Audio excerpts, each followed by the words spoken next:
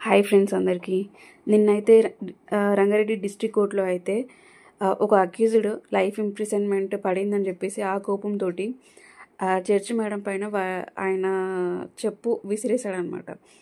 అసలు అది చేయడం ఎంతవరకు న్యాయం? అసలు ఆయన చేయడమే తప్పు అంటే దాంట్లో లైఫ్ ఇంప్రిజన్మెంట్ పడింది అంటేనే అసలు వాడు ఎంత పెద్ద తప్పు చేస్తే కానీ అది ఆ శిక్ష అనేది పడదు.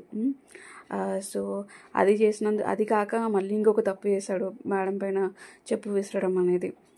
జడ్జెస్ మేడం వాళ్ళు అంతా ఆలోచించి చూసే కేసు దాన్ని బట్టే వాళ్ళు జడ్జిమెంట్ ఇస్తారు. వాళ్ళకి పర్సనల్గా అలా ఏం ఉండదు. సో అది కూడా అర్థం చేసుకోవాలి కదా. అయినా ఈ మధ్య అసలు చాలా ఎక్కువైపోయాయి ఇది క్రైమ్స్ అయితే.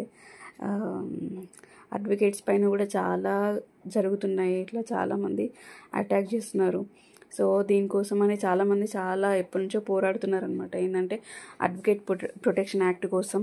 అది వస్తే కొంచెం ఏంటంటే మనకు కూడా సేఫ్టీ ఉంటుంది. ఈరోజు అయితే మేము అందరం ఆల్ కోర్ట్స్ బైకాట్ అనమాట. Rangareddy court boycott, Medchal, Kukatpally court, all courts boycott. మేము ఆ సీటుకు దండం పెట్టి లోపలికి పోతాము. అది మేము అంత పవిత్రంగా చూసుకునే కోర్టులో ఇంత పెద్ద అరాచకం జరిగిందంటే మేము దీన్ని చాలా తీవ్రంగా ఖండిస్తున్నాము. చాలా అసలు ఎంత చెప్పుకోవడం కూడా మాకు సిగ్గు చేయడం. ఇంత పెద్ద ముస్లిం కోర్టు ఇది 9,000 10,000 బార్, ఇంత పెద్ద బార్లో కూడా ఇంత అరాచకం జరిగిందంటే చాలా బాధాకరం. అది కూడా మహిళా న్యాయమూర్తి పైన ఇలాంటి న్యాయమూర్తి పర్సనల్గా జడ్జెస్ ఏమి ఉండవు. అందుకు వాళ్ళ ఇందులో బాగానే జడ్జిమెంట్స్ ఇస్తూ ఉంటారు. బోత్ సైడ్స్ వింటారు, ప్రాసిక్యూషన్ సైడ్ వింటారు, డిఫెన్స్ సైడ్ వింటారు, వినేసి వాళ్ళు జడ్జిమెంట్స్ ప్రొనౌన్స్ చేస్తారు. వాళ్ళకి పర్సనల్ ఇంట్రెస్ట్ అనేది ఏమి ఉండదు. కానీ ఇది పర్సనల్ గా తీసుకొని ఈ మహిళా న్యాయమూర్తి పైన ఇంకా దారుణమైన దాడి జరగడం ఇది చాలా శోచనీయం. ఇది మేము ఎప్పటి నుంచో గత 2-3 years నుంచి కూడా అడ్వకేట్ ప్రొటెక్షన్ యాక్ట్ కోసం చాలా పోరాడుకున్నాం మేము. అయినా కూడా ఏ గవర్నమెంట్ కూడా స్పందించలేదు. మాకు వెంటనే అడ్వకేట్ ప్రొటెక్షన్ యాక్ట్ కావాలి మాకు. దాని తర్వాత ఈ యాక్ట్ ఎట్లా ఉండాలంటే అది చాలా కఠినంగా స్పెషల్ యాక్ట్ కావాలి. బెయిలబుల్ ఏదో 2-3 years పనిష్మెంట్ అట్లా కాకుండా చాలా స్పెషల్ యాక్ట్ కావాలి.